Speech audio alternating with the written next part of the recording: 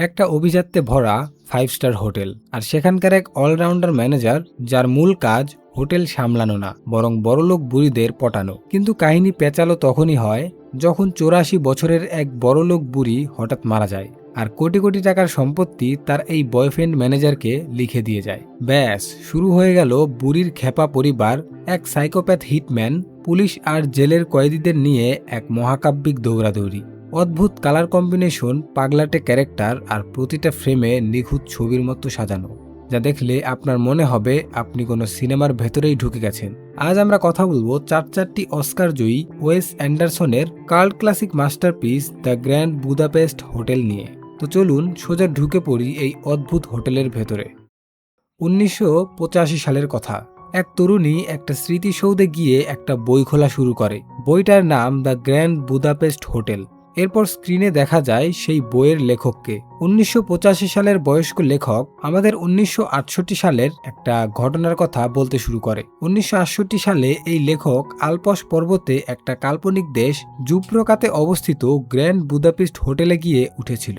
হোটেলটা একসময় অনেক রাজকীয় ছিল, কিন্তু 1968 সালে এসে এটা একদম ফ্যাকাশে আর খাকা করছিল। মেহমান বলতে প্রায় কেউ ছিল না। সেখানে লেখকের দেখা হয় হোটেলটির রহস্যময় মালিক জিরো মুস্তফার সাথে। জিরো মুস্তফা তাকে রাতের ডিনারের জন্য দাওয়াত করে। ডিনার টেবিলে বসে জিরো তাকে শোনায় যে কিভাবে সে এই বিশাল কিন্তু ধ্বংসপ্রায় হোটেলের মালিক হলো। গল্প চলে যায় 1932 সালে। তখন ইউরোপ যুদ্ধ আর রাজনৈতিক অস্থিরতার মুখে দাঁড়িয়ে, কিন্তু গ্র্যান্ড বুদাপেস্ট হোটেল তখন তার সাফল্যের চূড়ায়। চারদিকে আলো, ঝলমলে পরিবেশ আর ধনী মানুষের আনাগোনা। সেই সময় হোটেলের মূল বস ছিল কনসিয়ার্জ মসিয়ে গুস্তাভ। গুস্তাভ মানুষটা ভীষণ কেয়ারিং, প্রফেশনাল আর সুগন্ধি ভালোবাসে। হোটেলের প্রতিটি স্টাফকে সে কঠোরভাবে শৃঙ্খলায় রাখত। তবে তার সবচেয়ে বড় গুণ বা বৈশিষ্ট্য ছিল সে হোটেলের ধনী বয়স্ক আর একাকী লেডি মেহমানদের ভীষণ টেক কেয়ার করত।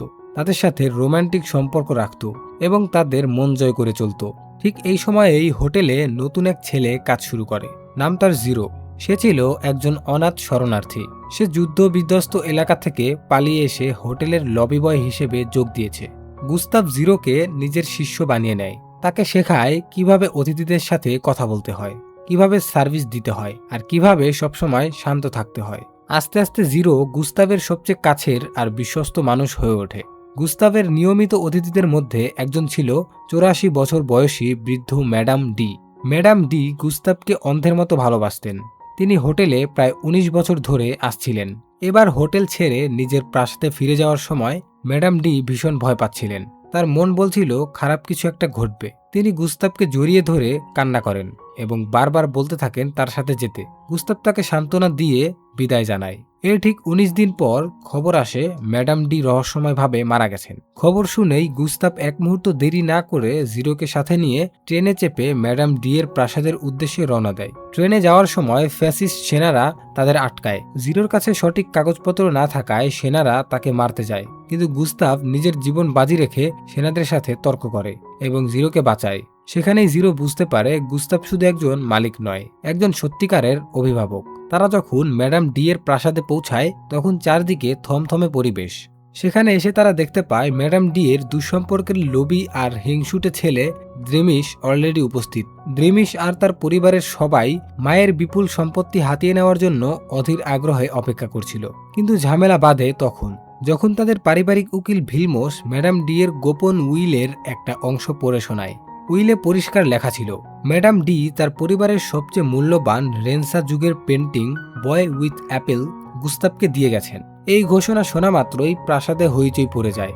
দ্রিমিশ রেগে আগুন হয়ে যায়। সে গুস্তাভকে চরম গালিগালাজ করে এবং সাফ জানিয়ে দেয় এই কোটি টাকার ছবি সে কিছুতেই একজন মেহমানদারকে নিয়ে যেতে দেবে না। পরিস্থিতি গরম দেখে গুস্তাভ আর জিরো দেরি করে না। তারা দেয়াল থেকে আসল বয় উইথ অ্যাপল ছবিটা খুলে ফেলে। সেটার জায়গায় অন্য একটা সাধারণ ছবি টাঙিয়ে দেয়। তারপর ছবিটা একটা কাপড়ে পেঁচিয়ে জিরোর সুটকেসের ভেতরে ভরে আর খুব চুপচাপ প্রাসাদ থেকে চম্পট দেয়। তারা ছবিটা নিয়ে গ্র্যান্ড বুদাপেস্ট হোটেলে ফিরে আসে এবং সেটাকে হোটেলের একটা সিক্রেট সেফে লুকিয়ে রাখে। গুস্তাভ জিরোকে কথা দেয় যদি তারা ভবিষ্যতে কোনোদিন এই ছবিটা বিক্রি করে তবে তার অর্ধেক টাকা জিরো পাবে। কিন্তু তাদের আনন্দ বেশি দিন স্থায়ী হয় না। দ্রিমিশ আর তার বোনদের নির্দেশে তাদের পোষা সাইকোপ্যাথ কিলার জপলিং মাঠে নামে। পুলিশের কাছে মিথ্যা অভিযোগ করে যে গুস্তাভই বিষ খাইয়ে ম্যাডাম ডিকে হত্যা করেছে। পুলিশ হঠাৎ করে গ্র্যান্ড বুদাপেস্ট হোটেলে এসে হাজির হয়। তারা কোনো কথা না শুনে গুস্তাভকে ম্যাডাম ডি এর খুনির অভিযোগে গ্রেফতার করে ফেলে। গুস্তাভ নিজেকে নির্দোষ দাবি করলেও কেউ তার কথা শোনে না। তাকে সোজা পাঠিয়ে দেওয়া হয় চেকপয়েন্ট 18 নামের এক ভয়ঙ্কর আর সুরক্ষিত জেলে। চারদিকে শক্ত দেয়াল, সশস্ত্র গার্ড আর দেশের সবচেয়ে ডেঞ্জারাস ক্রিমিনালদের বাস সেখানে। কিন্তু অদ্ভুত ব্যাপার হলো, এত কঠিন পরিস্থিতিতেও গুস্তাভ তার প্রফেশনাল স্বভাব বদলায় না। সে জেলের কয়েদিদের সাথেও ভালো ব্যবহার করতে শুরু করে, তাদের খাবার ভাগ করে দেয় আর সবার প্রিয় মানুষ হয়ে ওঠে। বিশেষ করে 4 জন অভিজ্ঞ আর বয়স্ক কয়েদির সাথে গুস্তাভের দারুণ বন্ধুত্ব হয়ে যায়, যাদের সর্দার ছিল লুডভিগ নামের এক রুক্ষ কিন্তু চরম চালাক ক্রিমিনাল। লুডভিগ অনেকদিন ধরেই জেল থেকে পালানোর একটা প্ল্যান বানিয়েছিল, কিন্তু তাদের কাছে দেয়াল বা গ্রিল কাটার মতো কোনো শক্ত টুলস ছিল না। অন্যদিকে বাইরে জিরো কিন্তু বসেছিল না। সে গুস্তাভকে জেল থেকে বের করার জন্য আপ্রাণ চেষ্টা চালিয়ে যাচ্ছিল। জিরো সাহায্য নেয় তার প্রেমিকা আগাথার। আগাথা ছিল শহরের বিখ্যাত মেগুলস বেকারি শপের একজন মাস্টার পেস্ট্রি শেফ। সে খুব সুন্দর আর সুস্বাদু সব কেক বানাতো। জিরো আর আগাথা মিলে এক আইডিয়া বের করে। তারা আগাথার বানানো সুন্দর কাস্টম কেকের ভেতরে খুব সাবধানে ছোট ছোট হাতুড়ি, ড্রিল মেশিন আর মেটাল কাটার ব্লেড লুকিয়ে ফেলে। এরপর জিরো সেই কেকগুলো জেলের ভেতর গুস্তাভের জন্য উপহার হিসেবে পাঠায়। জেলের গার্ডরা কেকগুলো চেক করার সময় এত সুন্দর ডেকোরেশন দেখে কাটতেই মন চায় না, তাই না কেটেই ভেতরে যেতে দেয়। কেকের ভেতর থেকে টুলসগুলো পেয়ে গুস্তাভ আর লুডভিগের দল জেল থেকে পালানোর কাজ শুরু করে দেয়। প্রতিদিন রাতে সুযোগ বুঝে ড্রেন পার হয়ে সুড়ঙ্গ খুঁড়তে থাকে। এক রাতে তাদের প্ল্যান একদম তৈরি হয়ে যায়। গুস্তাভ, লুডভিগ আর তাদের বাকি সাথীরা সুড়ঙ্গ আর ড্রেনের পাইপ দিয়ে নিচে নেমে আসে। মাঝপথে এক জায়গায় গার্ডরা পাহারা দিচ্ছিল, কিন্তু দলের একজন কয়েদি নিজের জীবনের পরোয়া না করে নিচে নেমে সেই গার্ডদের সাথে মারামারি করে এবং গার্ডদের মেরে ফেলে, সাথে সেও মরে যায়। তারা ড্রেন পাইপ বেয়ে বাইরে এসে পৌঁছায়। সেখানে আগে থেকেই জিরো একটা গাড়ি আর সবার জন্য ছদ্মবেশের জামাকাপড় নিয়ে অপেক্ষা করছিল। জেল থেকে পালিয়ে গুস্তাভ নিজের নাম পরিষ্কার করার মিশনে নামে, কারণ সে জানতো ম্যাডাম ডি এর বিশ্বস্ত গৃহকর্মী, যার নাম ছিল জর্জ এক্স, সেই একমাত্র লোক যে সত্যিটা জানে। জর্জ এক্স ম্যাডাম ডি এর মৃত্যুর রাতে সেখানেই উপস্থিত ছিল এবং উইলের আসল গোপন কথাটাও তার জানা ছিল। কিন্তু জর্জ এক্স এখন ভয়ে আত্মগোপন করে আছে, কারণ দ্রিমিশ তাকেও মেরে ফেলার পরিকল্পনা করেছে। গুস্তাভ আর জিরো একটা সিক্রেট কোডের মাধ্যমে যোগাযোগ করে জানতে পারে সার্জ এক্স আলপস পর্বতের এক গোপন চার্চে লুকিয়ে আছে। গুস্তাভ আর জিরো সেখানে পৌঁছানোর আগেই দ্রিমিশের পোষা সাইকোপ্যাথ কিলার জপলিং আগে থেকেই খবর পেয়ে যায়। জপলিং ছিল এক রক্তপিপাসু খুনি। সে কালো লেদার জ্যাকেট আর ব্রাশ নাকল পরে ঘোরে এবং দ্রিমিশের পথের যে কোনো কাঁটাকে নির্মমভাবে সরিয়ে দেয়। সার্জেক যখন চার্চের এক গোপন কক্ষে গুস্তাভ আর জিরোকে সত্য ঘটনা বলতে শুরু করে, ঠিক তখনই পেছন থেকে সাইকোপ্যাথ জপলিং এসে হাজির হয়। সার্জেক্স কিছু বুঝে ওঠার আগেই জপলিং তাকে তার দিয়ে পেঁচিয়ে নির্মমভাবে হত্যা করে ফেলে এবং আবার সেখান থেকে পালিয়ে যাওয়ার চেষ্টা করে। গুস্তাভ আর জিরো দেখে ফেলে যে সার্জ মারা গেছে। তারা জপলিংকে দেখতে পেয়ে পিছু নিতে শুরু করে। শুরু হয় আলপস পর্বতের বরফে ঢাকা খাড়া ট্র্যাকে এক শ্বাসরুদ্ধকর চেজ। জপলিং স্কি চেপে পাহাড়ের ঢাল বেয়ে নিচে নামতে থাকে, আর গুস্তাভ ও জিরো একটা ছোট স্লেজ গাড়িতে চড়ে তার পিছনে ধাওয়া করে।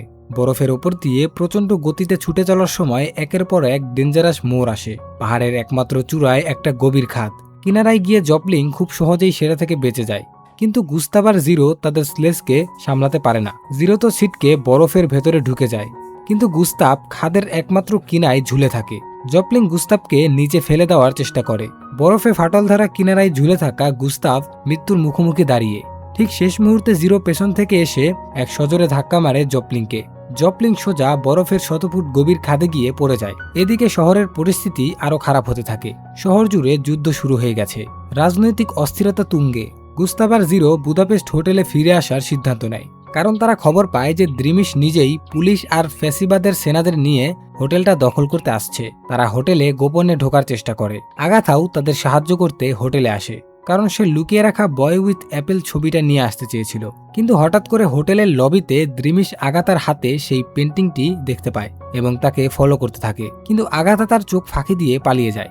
দ্রিমিশ যখন আগাথাকে খুঁজছিল, তখন হঠাৎ করে সে লিফটের ভেতরে গুস্তাভ আর জিরোকে দেখতে পায় এবং রেগে গিয়ে তার বন্দুক বের করে ফেলে এবং গুলি করতে শুরু করে। হোটেলের ভিতরে যে আরো সেনারা ছিল তারা ভাবে শত্রু আক্রমণ করেছে। শুরু হয় হোটেলের বিশাল করিডরে একের পর এক এলোপাথারি গুলির লড়াই। হোটেলের অন্যান্য অতিথি আর কর্মচারীরা আতঙ্কে এদিকে ওদিকে ছুটতে থাকে, কিন্তু সেই গোলাগুলির মাঝেই একটা অলৌকিক ঘটনা ঘটে যা পুরো মুভির মোড় ঘুরিয়ে দেয়। হোটেলের করিডরে গোলাগুলির আওয়াজে চারপাশ কেঁপে ওঠে। ঠিক সেই মুহূর্তে হোটেলের লবিতে হাজির হয় একদল ফ্যাসিস্ট সেনা, কারণ ততক্ষণে দেশে পুরো যুদ্ধ লেগে গেছে এবং আর্মিরা গ্র্যান্ড বুদাপেস্ট হোটেলকে তাদের মিলিটারি হেডকোয়ার্টার বানিয়ে ফেলেছে। সেনারা এসেই সবাইকে ঘিরে ধরে। দ্রিমিশ চিৎকার করে পুলিশ আর আর্মিদের বলে যে গুস্তাভ একজন ক্রিমিনাল এবং খুনি, সে ছবিটা চুরি করেছে। দ্রিমিশের হাতে বন্দুক দেখে গুস্তাভ একটুও ভয় পায় না। ঠিক তখনই বাইরে থেকে আগাতার চিৎকারের আওয়াজ শোনা যায়। জিরো গিয়ে দেখে আগাতা দড়ির সাথে ঝুলে রয়েছে, তাই সে গোলাগুলির মধ্যে দিয়েই ছুটে যায় তাকে বাঁচানোর জন্য, কিন্তু তাড়াহুড়াতে সে নিজেও পড়ে যায় এবং একই জায়গায় ঝুলে থাকে। একটু পর দড়িতে ছিঁড়ে দুজনেই নিচে পড়ে যায়, কিন্তু ভাগ্যিস নিচে ওই বেকারির গাড়িটা ছিল। তখনই আগাতা খেয়াল করে যে ওই পেন্টিং এর সাথেই একটা ডকুমেন্টস বা কোনো খাম রয়েছে। সেই খামটা আর কেউ নয়, স্বয়ং ম্যাডাম ডি এর লেখা দ্বিতীয় উইল। উইলের কাগজটা হাতে নিয়ে হোটেলের এক সিনিয়র জজ সেটাকে সবার সামনে জোরে জোরে পড়ে শোনায়। সেখানে পরিষ্কার লেখা আছে, যদি ম্যাডাম ডি কখনো অস্বাভাবিক পরিস্থিতিতে বা খুন হয় তবে তার সমস্ত সম্পত্তি, কোম্পানির শেয়ার, বিশাল প্রাসাদ এবং গ্র্যান্ড বুদাপেস্ট হোটেল সবকিছুর একমাত্র আইনগত মালিক হবে মুসিয়ে গুস্তাভ। এই উইল পড়ার সাথে সাথেই পুরো লবিতে পিনপতন নীরবতা নেমে আসে। দ্রিমিশ রেগে ফুঁসতে থাকে এবং চিৎকার করে বলে এটা ভুয়া, জালিয়াতি। কিন্তু জজ পরিষ্কার জানিয়ে দেয় এই উইল আইনগতভাবে শতভাগ ভ্যালিড এবং এর কোনো বিকল্প নেই। সেনারা তখন আর এক মুহূর্তও দেরি করে না। তারা বুঝতে পারে আসল ক্রিমিনাল দ্রিমিশ আর তার দল। আর্মিরা সাথে সাথে দ্রিমিশকে গ্রেফতার করে হ্যান্ডকাফ পরিয়ে নিয়ে যায়। চারদিকে তখন আনন্দের রোল পড়ে যায়।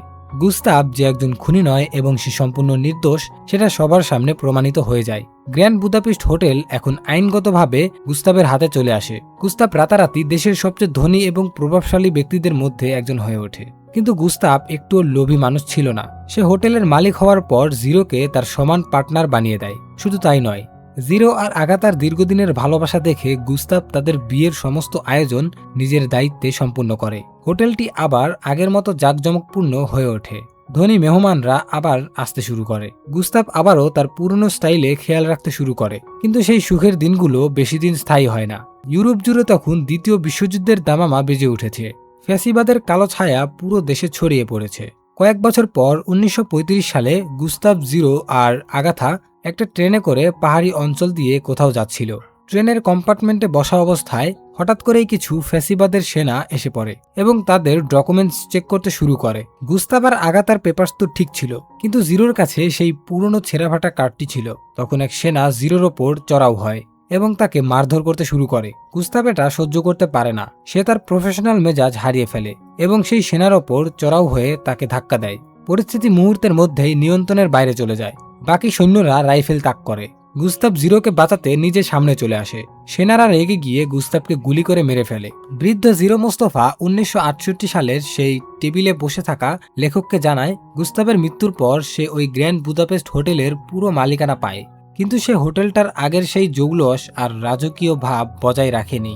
সে হোটেলের অনেক রুম বন্ধ করে দেয় এবং একটা সাধারণ জীবনের দিকে ফিরে যায়, কারণ তার কাছে বুদাপেস্ট হোটেল শুধু একটা বিল্ডিং বা ব্যবসা ছিল না, এটা ছিল তার জীবনের সবচেয়ে সুন্দর স্মৃতির একটা টুকরো, যা সে গুস্তাভের ভালোবাসার প্রতীক হিসেবে আজও বুকে আগলে রেখেছে। লেখক এরপর হোটেল ছেড়ে চলে যায়, কিন্তু তার মনে থেকে যায় এক অদ্ভুত নস্টালজিয়া আর গুস্তাভের চমৎকার ব্যক্তিত্বর গল্প। সিনেমাটি এখানেই শেষ হয়ে যায়। তো বন্ধুরা, কেমন লাগলো দ্য গ্র্যান্ড বুদাপেস্ট হোটেল মুভিটির এই অদ্ভুত আর কালারফুল গল্পটা? কমেন্ট করে কিন্তু অবশ্যই আপনার মতামত জানাবেন। আর ভিডিওটা ভালো লেগে থাকলে একটা লাইক দিন, বন্ধুদের সাথে শেয়ার করুন। আর এমন সব ধামাকা মুভির এক্সপ্লেনেশন পেতে আমাদের রিল বম্ব চ্যানেলটিকে এখনই সাবস্ক্রাইব করে পাশেই থাকুন।